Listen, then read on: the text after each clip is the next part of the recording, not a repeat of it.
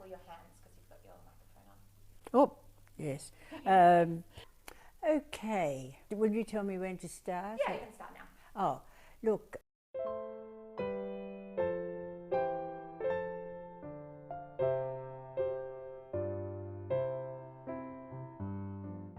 I was born in December 1931 and I was born at home, which was a bit unusual. 51 Redfern Street, North Perth. North Perth at that time was just becoming more popular, I think, spreading out from the city. I remember the summers most of all, because in the summertime, Mum would put our beds, this is myself and Ross, out on the front veranda, and there we were for the summer, so that was pretty exciting. Well, Ross was a very favourite. He was a jolly little soul, and we did all sorts of stupid things because he instigated them. He was good company, sometimes a little infuriating, but managed to get over that. Of course, I really wanted a sister, so I had a puppy and a bike and a sister, and I had one Hail Mary for the three of them, and I got the three. I think Maria was the last to come along and the best. We shared a bedroom, 12 years difference, and Maria put up with me and coming and going, you know, late at night when I'd been out. So good memories. Of course, I went to school from there, a Montessori school, yes. I loved it. We had a gorgeous nun, and when we arrived, we would all stand a little queue to go in, and she would always say good morning and shake hands with each one of us, which was very special. There was a slight interruption with the schooling. I would have been 10, I think.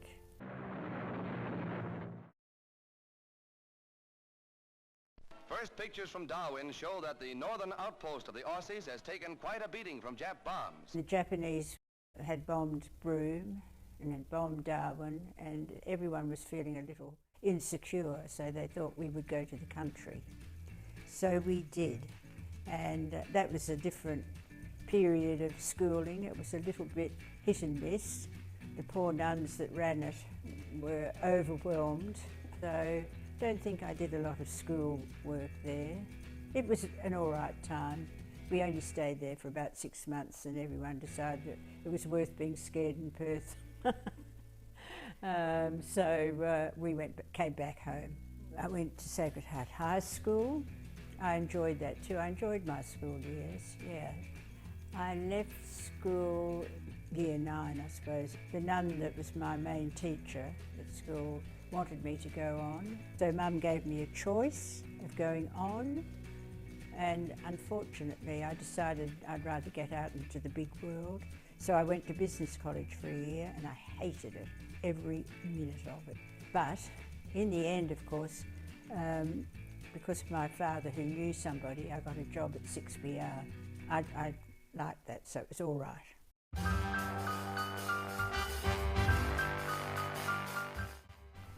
Brian was my partner. There you are. Yes, there I am.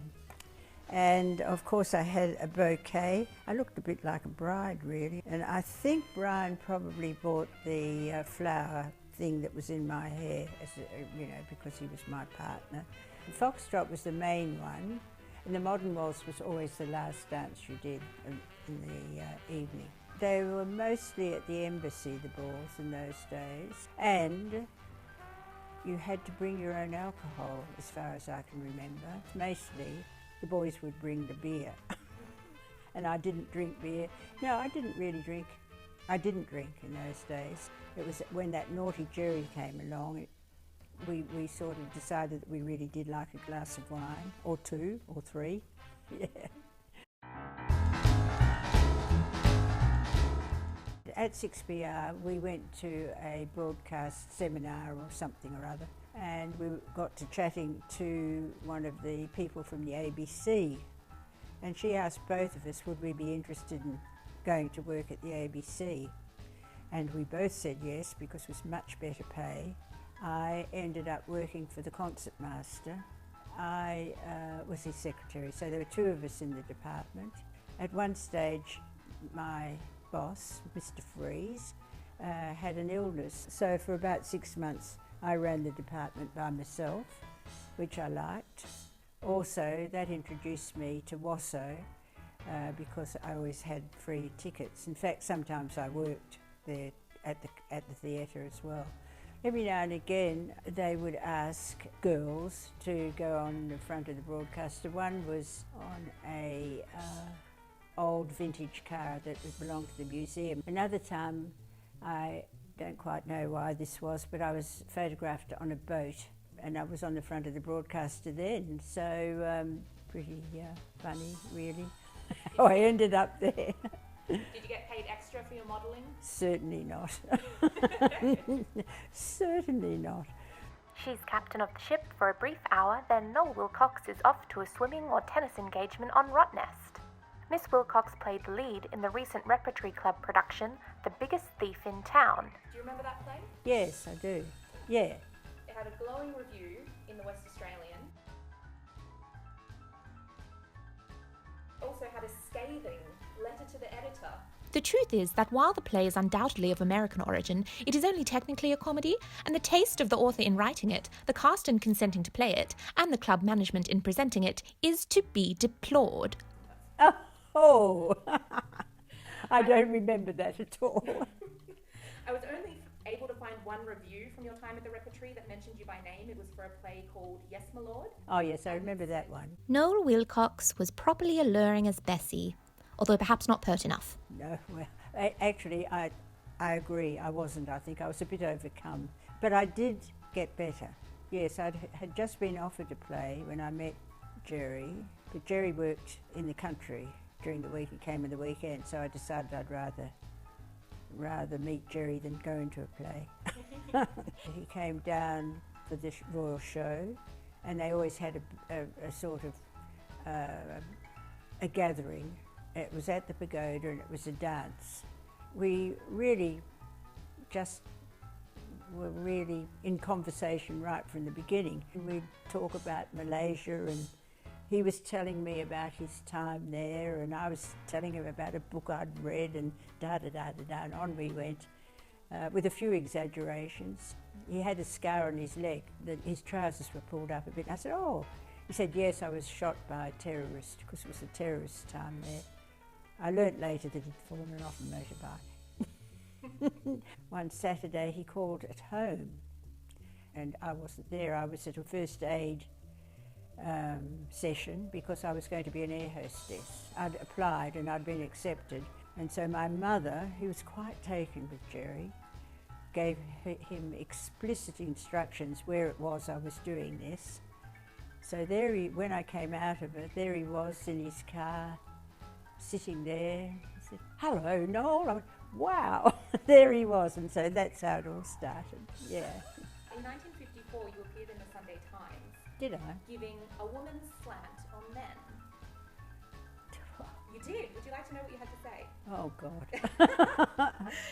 This young lady thinks a man should definitely have some interest outside his home, so he can meet other people and hear new and different views. Miss Wilcox likes a man who speaks well. So many men are terribly lazy in their speech. Look, I think that was, well, it was his speech that really attracted me, and the way he talked. I mean, he had the most beautiful English accent, so he was just different to other people that I've met.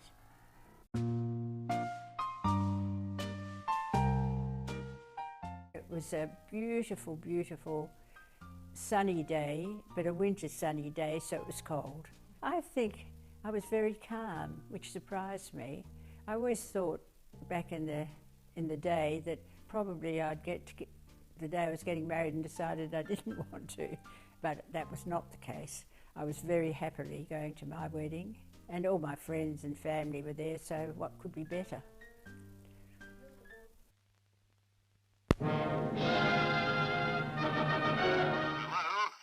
Away from home for the 1,200 visiting athletes. The first village in the history of the Commonwealth Games to be built specially for the occasion. A project costing £1 million.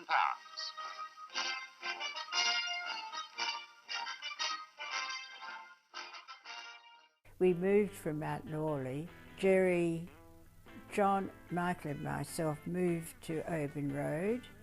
Peter was born there. Actually, it was very lovely going into the Games Village because everybody was taking up residence at the same time, and mostly people like ourselves were moving in with their young families. And so I made a lot of friends in City Beach that I still have. Then, of course, we went to Talgarth Way, and so we were in City Beach for about 21 years, and that's where the family grew up. And having 3 boys, it was a bit different. I always thought I'd probably have girls. So glad I had boys, I loved that.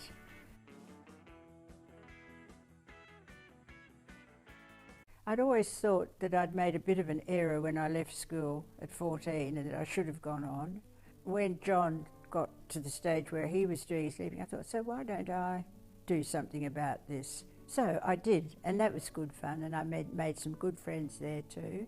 Jerry wasn't all that keen on it. I think he just liked me being available when he came home from work and things like that, and I did English literature as my major.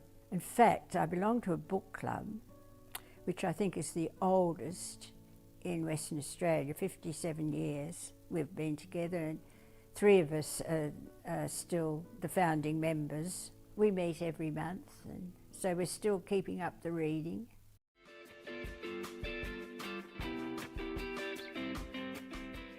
I was 38 or 39 years of age. We had met Berwin and Kip Grieve. Kip had run a lawnmower over his foot, so he wasn't feeling too bright. So I think he said, look, how about we go away somewhere, you know? And I said, yes. And she said, yes. So anyway, we did get together to go away, and we said to each other, now, if we don't get on and we want to do something different, well, you know, that's fine, we'll do it well. We were stuck together like glue for the whole holiday. And we went by boat from Fremantle to Singapore, and we stayed in Singapore and for a few days, and then we hired a car and we drove up the Malay Peninsula, and then from Malaya we flew to Bangkok in Thailand and had some days there. It was all so exotic for us, especially, and Berwin hadn't been overseas either. So we were, you know, mouth open. And after that, we travelled almost every year somewhere, I think. So we travelled the world together, yeah, and it was great.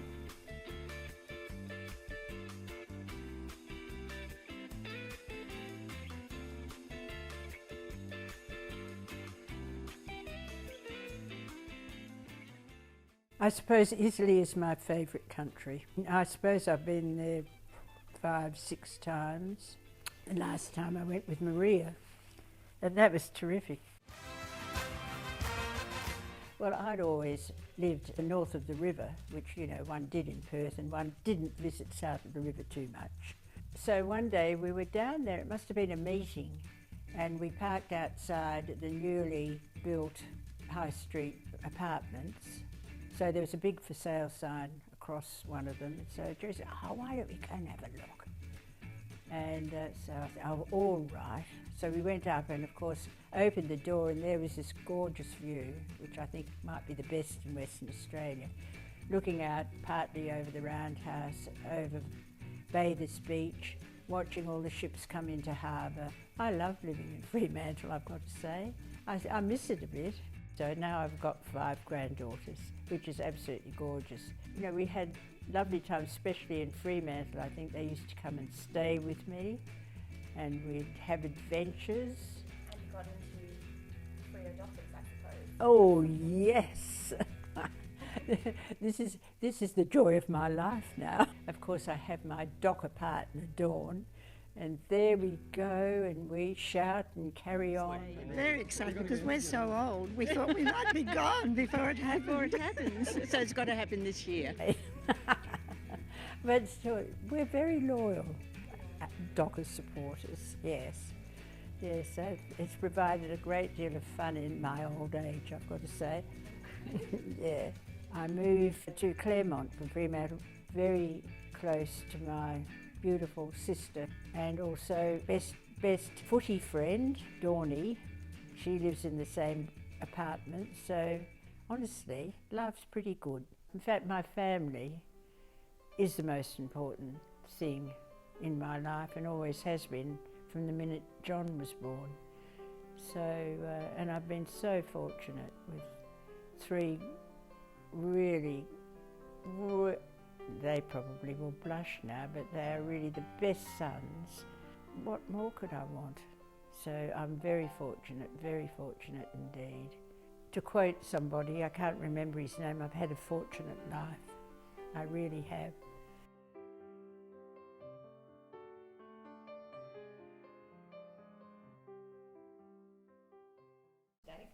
It's got your 15 grand nieces and nephews. Yes, it just hasn't got yes. Wow.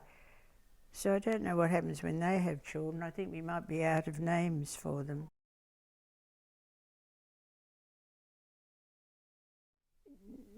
Oh, yes, probably I should have been a little bit more adventurous. That's surprising. I think you're very adventurous. Do you?